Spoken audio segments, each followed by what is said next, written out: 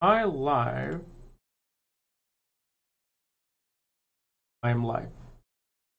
All right. So hopefully it's are done screaming because they have been screaming a whole lot. Oh, start it again. I've been waiting for the past 20 minutes from them to stop crying. I thought they stopped crying for 2 minutes, and I'm like, okay, I'm good. I can make videos.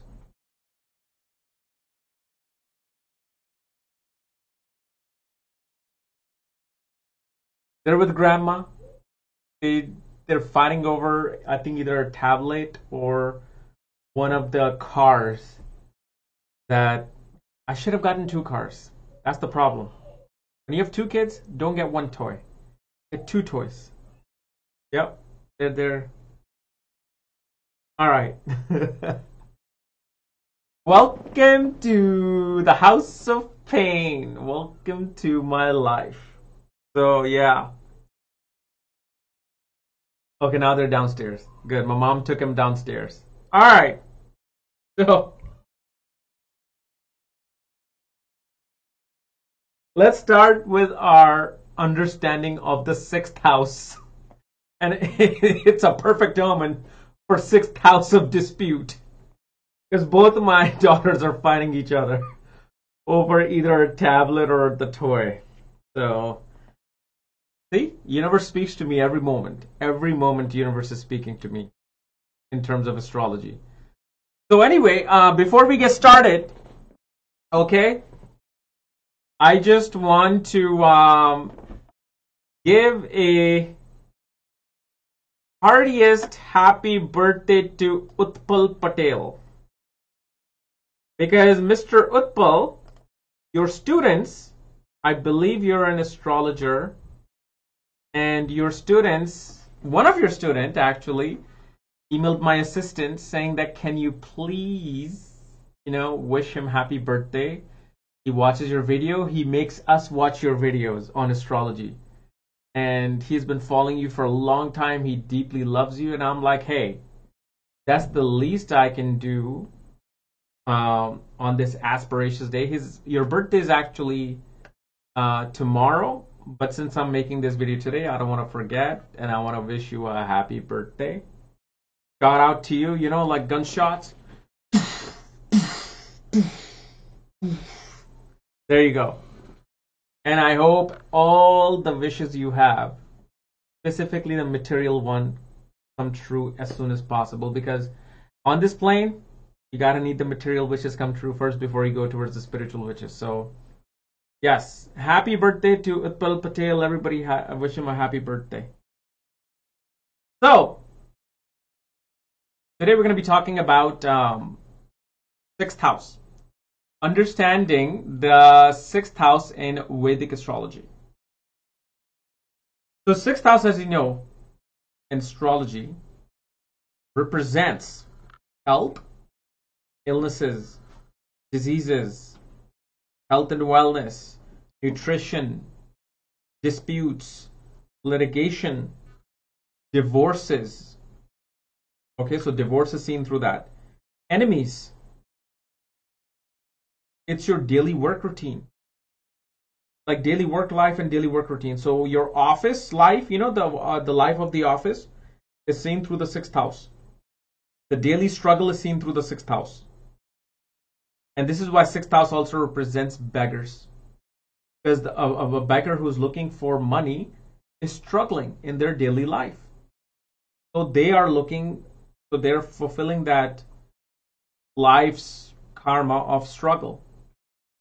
Sixth house represents servants, people who give you service, and people in service industry, like somebody who could be a bartender, somebody who could be a waitress, somebody who can be a nurse, or somebody who can be a person who services people, gives people food, is seen through the sixth house. On basic terms, sixth house represents debts. So whatever debts that you incur is seen through the sixth house. And everybody has debts. Whether you have money or not, you have debt. Either you have monetary debt or you have something known as prarabdha karma. The debt of prarabdha karma. Sixth house is prarabdha karma, meaning the unchangeable debt. Unchangeable karma. Something that you must pay in this life. No, nothing can, change this. It's like Sanjay Rath, who came on my channel, said that prarabdha karma is like that fruit that has fallen from the tree. It is in the middle of falling onto the ground. So tree cannot protect it or hold it. And the ground cannot move. The ground will not open up so the fruit can go inside. And the fruit has to fall on the ground. The only person that can change your prarabdha karma is a guru. Because while the fruit is falling upon you, good or bad, the guru will catch it with the hand and put it on the side. So the fruit will not fall on you. Usually prarabdha karma is the fruits that really are the bitter fruits. Sometimes you'll get sweet fruits because it represents debt. Either debt from people that owe you debt, or the debt that you have to give to people. So that is the sixth house of prarabdha karma. So this is why whenever the Mahadasha of let's say the sixth house runs, you'll be seeing a lot of prarabdha karma, like some things that you just are not in your control. You're like, how could I have evaded this particular event in my life? No, you couldn't have. It just was meant to happen. So this is something which is unchangeable. Okay. Then sixth house also represents mistress. Like if somebody has a mistress, somebody has an office romance, it is seen through the sixth house, because it is now. And I'll go into that bhavat bhavam of that. This is the reason why it is though, but it's also the sixth house of mistress, and also it actually represents what do you call stepmother. It's also the house of stepmother. It's also the house of paternal uncle and aunts. Or I'm sorry, not paternal, maternal uncle and aunts. So all this is represented by the sixth house. Okay. Now that we know the basic of the sixth house, and everything that I just spoke of is from the ascendant itself. What does the sixth house represent from the ascendant? And also represents thefts. Sixth house represents theft. Sixth house also represents accidents. Eighth house and sixth house both are houses of accidents. Eighth house is sudden things, right? So accident just happens suddenly. Sixth house also represents accident because somebody can cause you harm. An enemy can hurt you. Or the prarabdha karma fruit came in, so you were supposed to deal with the accident because of the fact probably 50 lifetimes ago you hit this person purposely doing something. Okay, now after 50 lifetimes they're coming back to hit you and break your leg and like ruin your spine, so you'll have a hard time walking throughout life.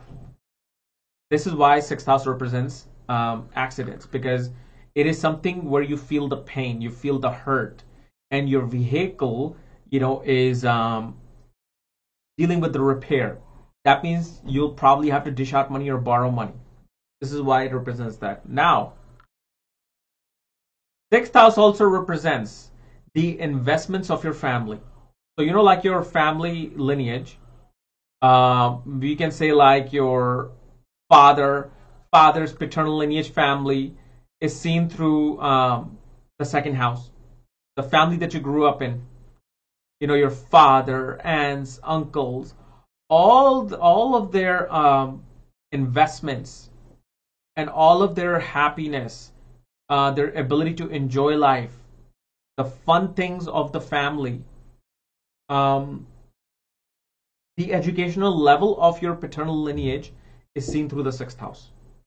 Like what kind of educational things that people will be attracted to in your paternal lineage? Is it science and spirituality? Is it mathematics and accounting?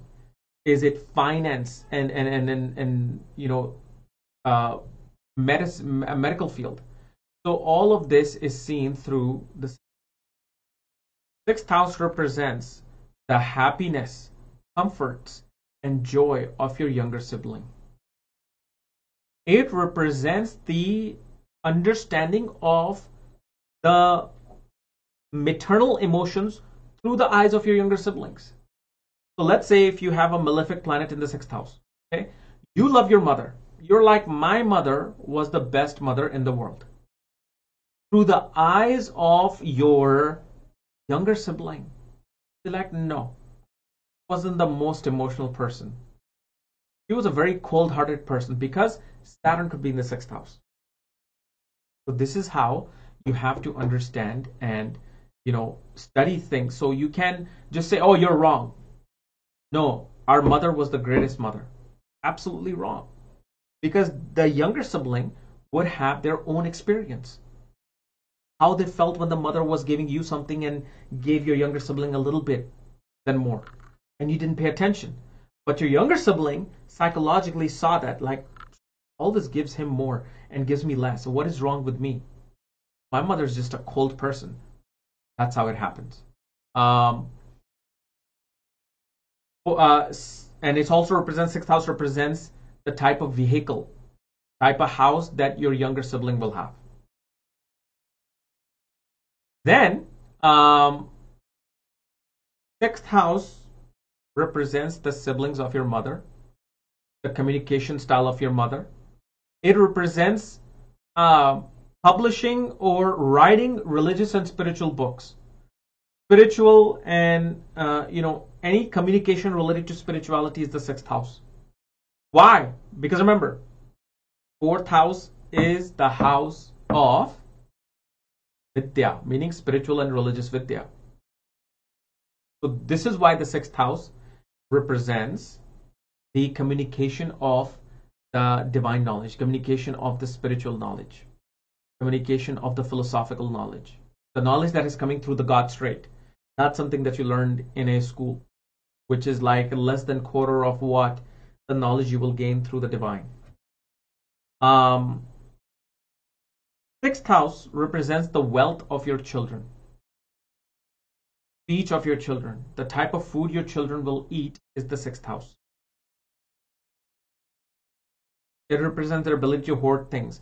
It represents how much, how many, like the type of gemstones, the type of, will they hoard any like gemstones and gold in their life is the sixth house. It's the fame of your children is through the sixth house. The health issues of your spouse is the sixth house. So not only represents your health, but represents health of your spouse. It represents the isolation of your spouse. Does your spouse like to be isolated? Where do they like to go when they're isolated?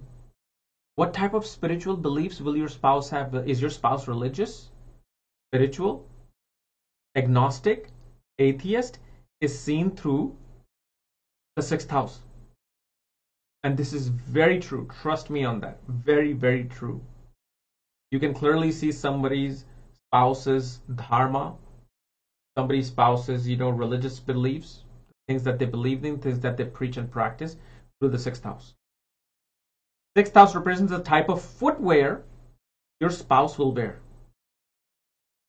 So let's say if you're a man, your spouse, does she love wearing like boots, like tall boots, or bellies, or sneakers?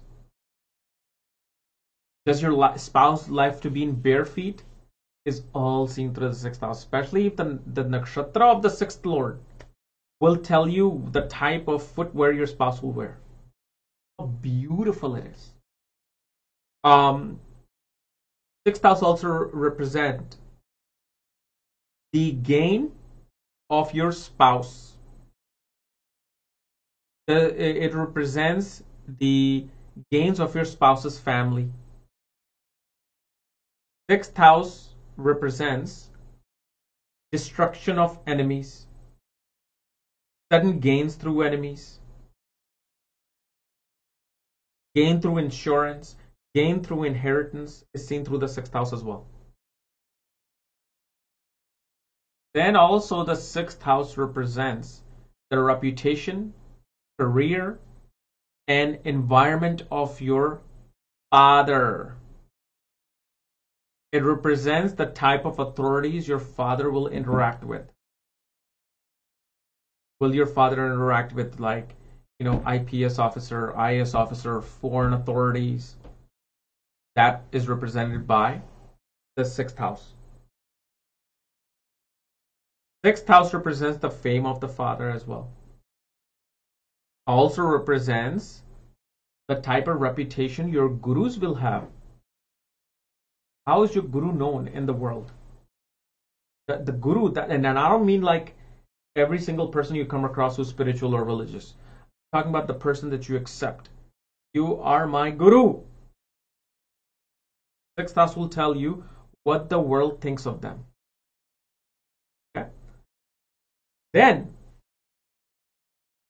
sixth house represents the luck and bhagya, prosperity of your career, the jobs, the success of your job, how much prosperity you will gain through jobs, how much luck that will come out from your jobs is seen through the sixth house. It represents the type of beliefs you have about your workspace. Like, what is that? What is the type of dharma you want to follow when you do your actions, like your karmas, your karam? What type of belief system those actions have is seen through the sixth house. So sixth house, this is why sixth house is the artha house, house of work. And this is why you can't just say sixth house is a bad house. Because without sixth house, you cannot have a job. You will not have a job. You will not have a place to go to on a daily workplace, on a daily routine. The office that you have is the sixth house. Okay? Sixth house represents your professional mentors. The mentors that you have at work is seen through the sixth house. Then, sixth house represents the hidden wealth of your elder sibling. Sixth house represents the sudden events that could happen in your elder sibling's life. Sixth house will also represent the sudden gains you will get through your professional network circles. It represents the hidden psychological makeup of your elder sibling. Now I'm talking about your first elder sibling, the eldest of the eldest, is the 11th house. Second eldest would be the ascendant. Then the sixth house will also represent your paternal grandfather. Sixth house represents your paternal grandfather. Even though the fifth house is your grandfather, right? Sixth house is also your grandfather. Why? Think about it. 12th house represents the eternal grandmother. I'm sorry, reversing these. My God, these paternal, maternal, drives me nuts. 12th house represents paternal grandmother, your father's mother. Seventh from it is the spouse of your grandmother. Who's that? Your grandfather. And father of your father is the fifth house. So now, what is the difference? Okay? Because both are your grandfathers. One will represent how your grandfather was perceived by your grandmother. The way your grandmother knew of your grandfather is the sixth house. The way your father remembers your grandfather and the way you remember your grandfather is the fifth house. And this is where that difference can come in. Like, okay, well, my grandfather was a complete asshole. Like, you may say that. Like, I hated my grandfather. When he came, I just ran. But then your grandmother will say, well, your grandfather was such a noble man, such a great person. He was awarded by the Prime Minister of India back in the 1962s or something. And, he made the family what it is. Without him, none of us would have this wealth that we have today. But you hate your grandfather. This is why it's important to see what type of the grandfather you have. Now, both fifth and sixth house, and I know someone will ask me, both fifth and sixth house will represent your grandfather. Because we are such a multifaceted human species that fifth house alone may not be enough to describe your grandfather. Sixth house will add a layer to it. So let's say, for example, your grandfather had a split personality. He was like schizophrenic or something, or he had like a bipolar disorder. Okay, we see that. We see that through the grandmother's eyes and some other people's eyes. But grandfather was an excellent photographer. Grandfather was a great performing artist and a wrestler. We could not have seen that by the sixth house alone. We would have had to see the fifth house as well. So this is why we have to really understand the dynamics of the houses. How does the house work? So like I was telling you last time, when a planet transits a certain house, it'll, especially with the degree that it's at, like let's say your ascendant is at 15 degrees. When the planet is at 15th degree in the fifth house or the sixth house, it may bring certain event to your grandfather, see, or your servant. So your particular transit will show what is happening in your family member's life this year or next year. So this is, once you understand a house, that's when you understand its dynamics, its engineering. Like for example, sixth house is Prarabdha Karma, right? Without your grandfather, and this is why it's Prarabdha Karma, it is unchangeable, you will not be here. Now that you are here, that was an unchangeable event that is to happen, that happened. Which happened, why? Because your grandfather existed. Through your grandfather, your father came. And then through your father, you came. So next time when you look at the sixth house, and actually there's like 20, 30 more things that I can add here with the thing. It's just so much that I have to, really go deep into it, because some of the sixth house meaning will either be there or not in your horoscope, depending upon what is being activated, especially by the nakshatra that the sixth lord is placed in. So it can add on to the many, many flavors. Okay? So I hope this has given the, meaning and understanding of the sixth house. Okay? So, now let's see.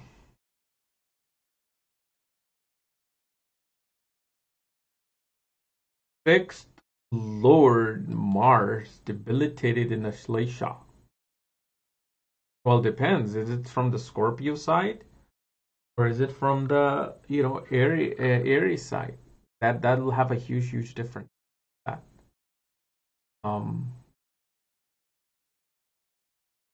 Rahu is in the 6th house, but in D9 it reverses 12th house. This is me we pursue previous life karmas in our life as. Okay, so now this dynamic of Rahu switching in the birth to Navamsha, first of all, we show your Prarabdha karmas in the birth life.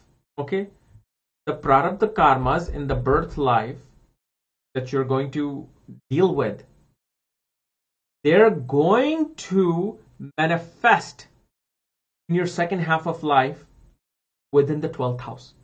So perhaps by going through a lot of debt, perhaps facing a lot of competition and enemies, and grinding daily, suddenly you, after marriage or in the second half of life, you're like, you know what? I'm gonna give up on this just jungle, and I want to just go live in isolation. I want to go live in foreign lands, isolation. I want away from this trouble, and I don't want to be bothered by anybody.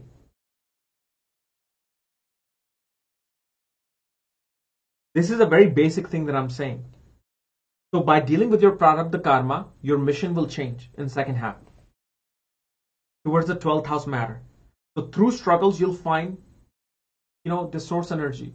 You'll find God. You'll find, connection with your ancestors and beings of other places. Or Rahu can also show, hey, in certain signs in nakshatra can show with so much struggle, facing so much struggle, a person becomes an alcoholic or uses drugs.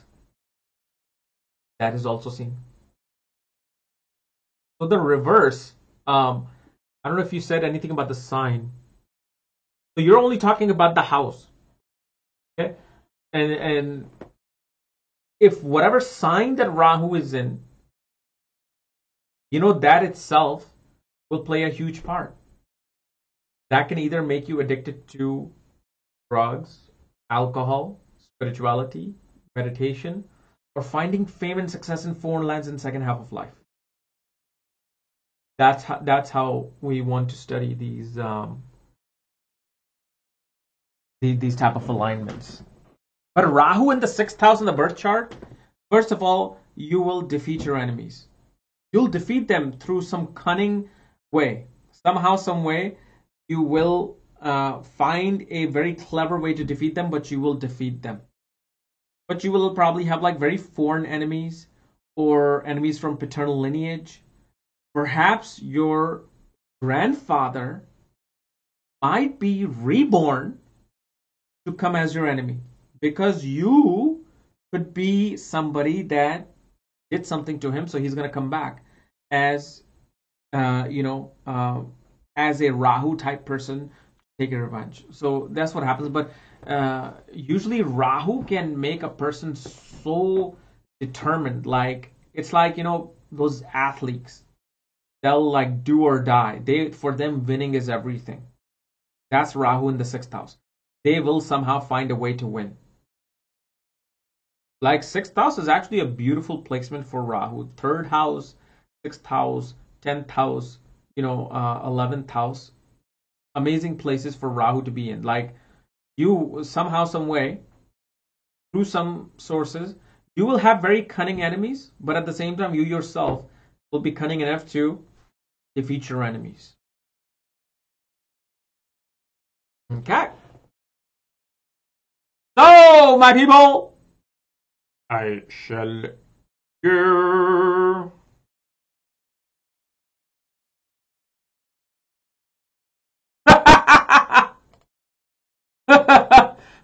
Remember you said we can know the size of our future husband penis? Can you tell us to see that? Absolutely.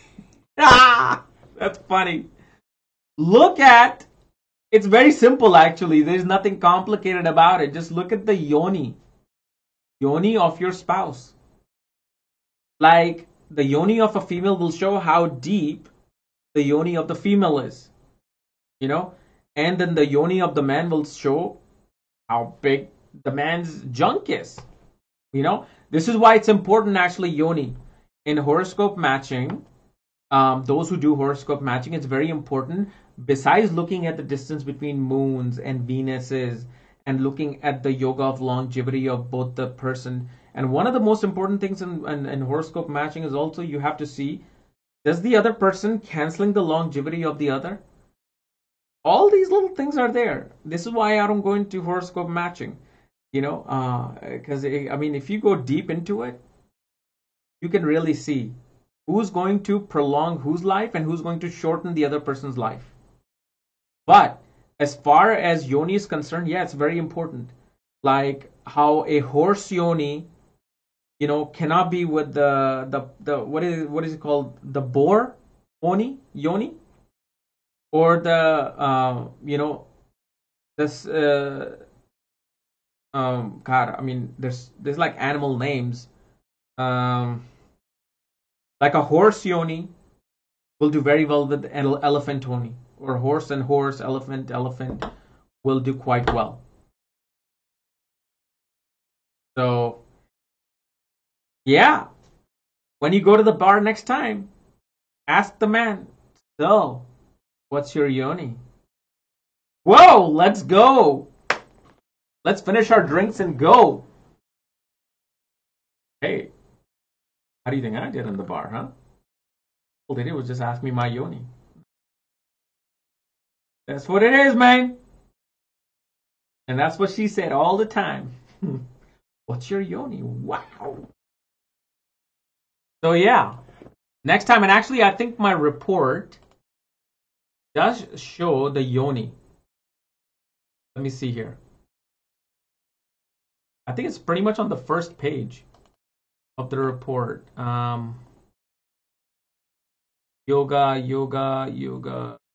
Karna at birth.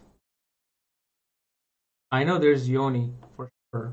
Yeah, number 4. Okay, so when you get my report, on the very first page, look at the section of Afkada Chakra, and number 4 is the yoni. So like the Simha yoni and horse and Sarpa, all of these yonis are there. So if you want to know how well your man can please you, just look at the yoni, baby. That's all you need to know. But remember, one yoni will not fit the other. Talk about a pun. But, I mean, like, they will not be compatible. Just because you have a horse yoni doesn't mean you'll do well with the boar or you'll do well with the Simha yoni. So, yeah, remember that. So, yeah, I mean, like, when I can easily look at somebody's yoni and I know what the size is. Hey, man, some perks of being into astrology. So, anyway, guys, I am enough of the comedy show. I have to actually run because I've got to do I have to make one more video today. Okay? So, how do you find your yoni? Like I was telling you, if you get the birth report, like on my website, astrologycares.com, option 5 and below, when you get the report, on the first page, on the very first page, you'll see yoni on the left-hand side column in the middle. It's that chakra section, so you can see what yoni you have. All right. Daya!